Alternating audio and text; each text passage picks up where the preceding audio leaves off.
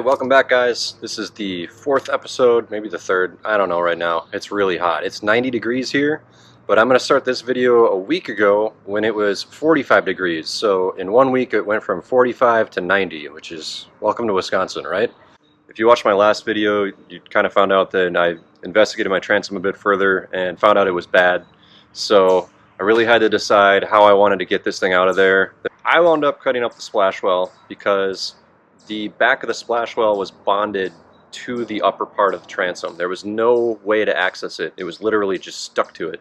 So I really didn't want to cut up this hull, but I think that I'm kind of confident I can glue it back in without anybody noticing unless they really know what they're looking for.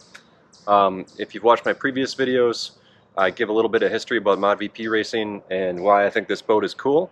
I'm also restoring a Porsche 911 and a little hydroplane, a couple other little projects here and there, so kind of hop around, but I'm trying to do a video update on this boat once a week every Sunday, so Sleekcraft Sundays. Anyway, let's dive into it. This is episode 4.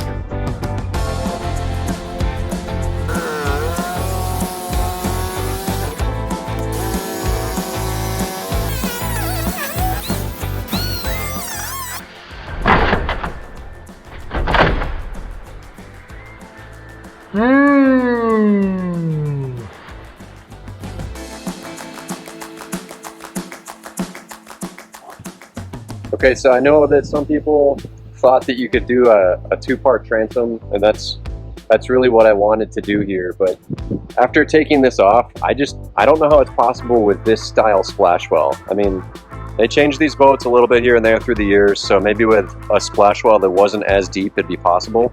But here's kind of what I'm getting at. You see how the top half of the fiberglass is just kind of missing here? It was glued to the splash well. Like, there's no way to pull or replace the transom when this splash well is literally right here against the back of the transom. So that's what led me to cut this out. Now we're gonna make some more carnage and take out the rest of the transom. So let's get dirty. You can see that the factory never even sealed the top of the transom. Like, look at that. You see, this is my finger just pushing into this wood. This is all one giant ant nest. You don't have gloves on, but here's a screwdriver. Get in there and poke the wood. Oh my god, ew. Ew, that's real squishy feeling. Yeah, there is nothing there. That doesn't feel good. So we're just gonna, oh god, look at that. We're gonna drop some It just goes all the way through. In there. Are we prying this out? Yeah, not right now. Because it like literally, look at this. It's like flaky buns, like a biscuit. So now we're actually going to tear out the transom. What I'm going to do first here is score all the edges with an angle grinder and a cutting wheel. Then we're going to try to pry that layer of fiberglass off everything and then get all the wood out of there. Given that there was like a whole colony of carpenter ants, I'm assuming this is going to come out pretty easily, but you know, famous last words and all. So let's dive into it and start cutting, which means I got to suit up in this really hot sun, so it's going to be awesome.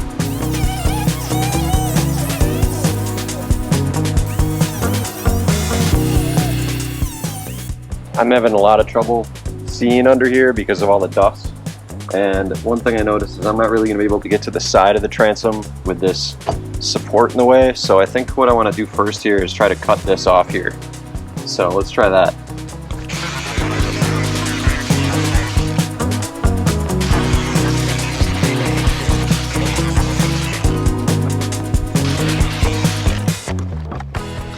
There's literally nothing left of the board in the center here. Here's a knot that's denser wood. The carpenter ants have taken out of the rest of it. And this is a giant thing of silicone that someone squirted in here once it was half rotted. Oh my god!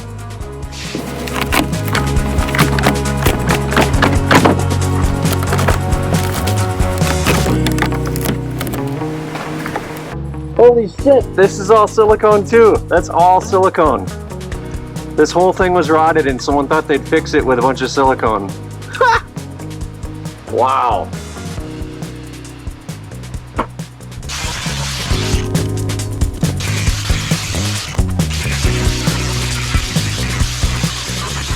Well, I have cut a lot of this, but this is still attached in some of these lower corners because I can't really get to it very well with this.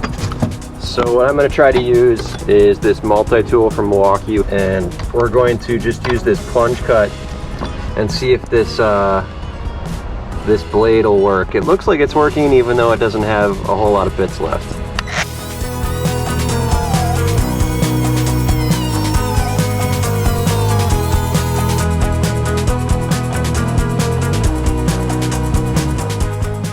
Alright, now that all the dust making is about done, I think I can just start prying on things. I have cut completely around the perimeter of the transom, so we're just going to use various blunt instruments of leverage and force to remove this thing. So let's see how that works.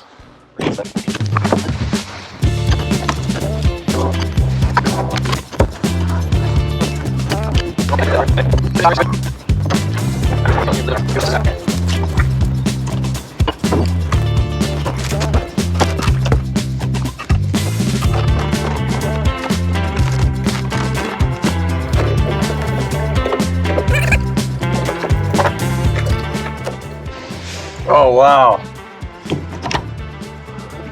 those are all ant eggs. Look at this guy. That's nasty. Sorry buddies, you are going in the garbage.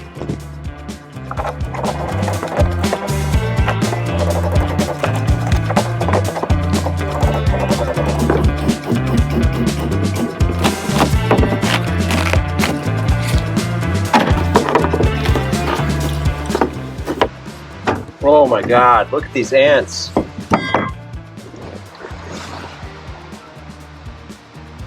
If you ever see someone drilling holes in their transom and not glassing it back in with a bunch of epoxy or resin, ask them, oh, is that what you want? Yup.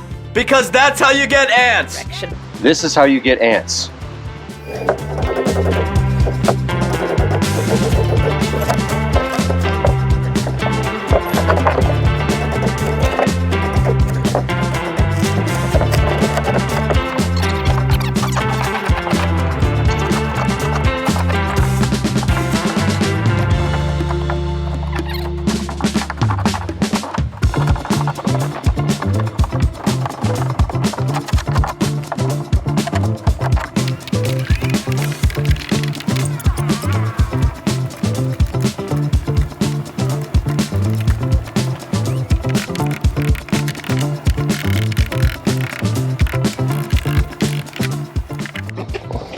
Like, just look at this. I'm just grabbing the transom and pulling it out like wet cardboard.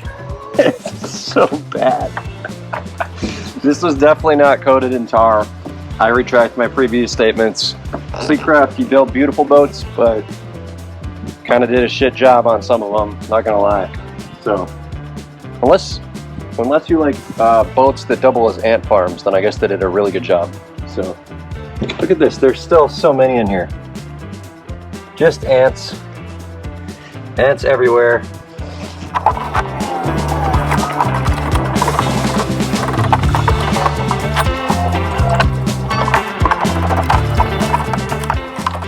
Oh my God, there's even more ants down here. This must be where the queen is. Like, look at this. Just everywhere.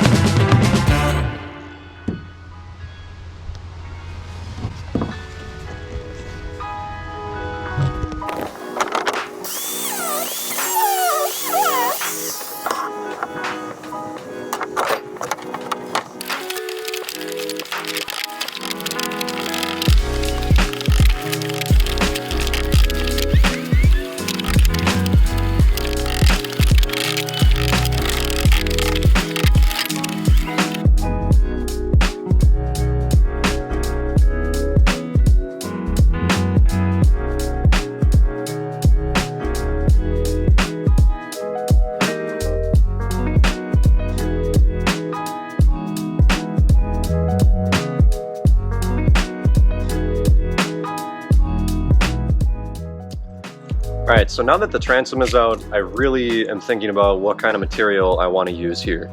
I could do marine plywood, which is just void-free plywood, and do a couple layers of that with some resin and fiberglass. Or I could try to do a foam transom and foam stringer. The advantages to foam is that it's lightweight and it'll never rot out. It's closed cell foam, so the water can't even really get into it. And honestly, the idea of losing some weight on an air entrapment hull is pretty attractive, because then it will get out of the water even more, right? So then this thing would really fly. The issue I'm having is that I can't find a good supplier of marine foam here in the Midwest. A lot of it's like down in Florida or in the Pacific Northwest, but the places I've called have given me pretty obscene shipping costs to try to get a 4x8 sheet shipped here. So if someone has any leads on where I could get some sort of marine foam, whether it be Coosa board or Divinycell, please let me know. And that's kind of what I'm leaning toward, because if you had the opportunity to buy a boat that you knew would never ever rot out ever, that's fairly attractive. Also, I've never worked with it before, so you might learn a few things working with it. Thank you guys for watching. If you know of a place where I can get Coosa or Divinycell or something, please leave a comment below. All right, cheers guys, and stay tuned for next Sunday.